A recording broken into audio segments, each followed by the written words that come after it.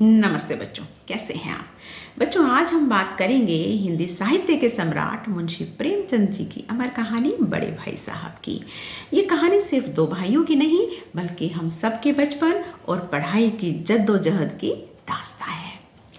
प्रेमचंद जी ने इस कहानी में बड़े ही सरल शब्दों में जीवन के सबसे कठिन पाठ पढ़ाए हैं। प्यारे बच्चों, कहानी के दो पात्र हैं। एक बड़ा भाई है जो कि छोटे भाई से 5 साल बड़ा है, पर क्लास में सिर्फ 3 साल आगे है, और एक छोटा भाई जो कि लेखक स्वयं है। बड़े भाई साहब दिन रात किताबों में डूबे रहते हैं। वे एक ही दर्जे में 2-3 बार फेल भी हो जाते हैं और इसे नाम देते हैं नींव के मजबूत होने का।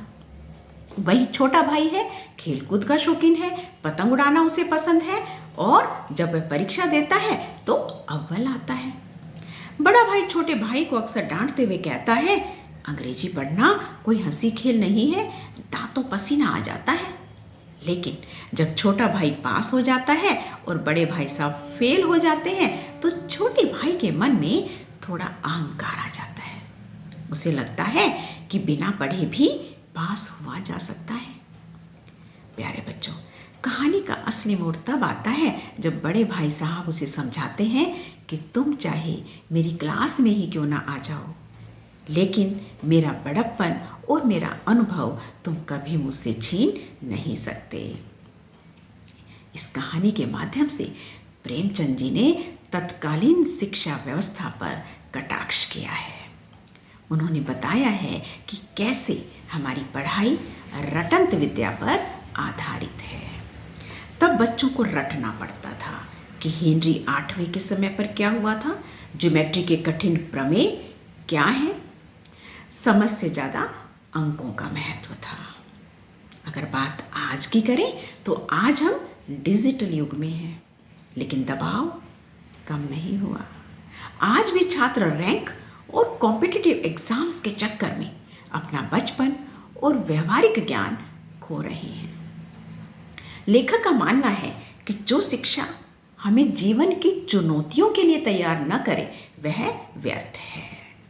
प्यारे बच्चों, इस पाठ से हमें 3 मुख्य बातें सीखने को मिलती हैं, जो कि हमें परीक्षा में अपना उत्तर लिखने में काम आएंगी।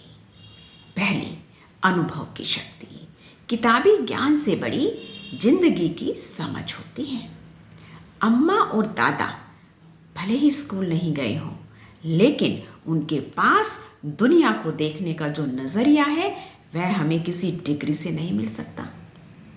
दूसरी शिक्षा, कर्तव्य और त्याग। बड़े भाई साहब भी पतंग उड़ाना चाहते थे, लेकिन उन्होंने अपनी खुशियां इसलिए त्याग दी ताकि वे छोटे भाई के सामने एक अच्छा उदाहरण पेश कर सकें। तीसरी सीख, विनम्रता। सफलता मिलने पर भी हमें कभी अहंकार नहीं करना चाहिए, क्योंकि वक्त और अनुभव सदा हमसे एक कदम आगे रहते हैं। प्यारे बच्चों, अंत में एक सवाल है आपसे, क्या आप केवल परीक्षा में अंक प्राप्त करने को ही शिक्षित होना मानते हैं, या फिर जीवन की विपरीत परिस्थितियों में सही निर्णय लेने की क्षमता को असली शिक्षा मानते हैं? आपके हिसाब से बड़े भाई साहब सफल थे या असफल, सोचना है आपको। जय हिंद। मिलते हैं अगले पाठ में।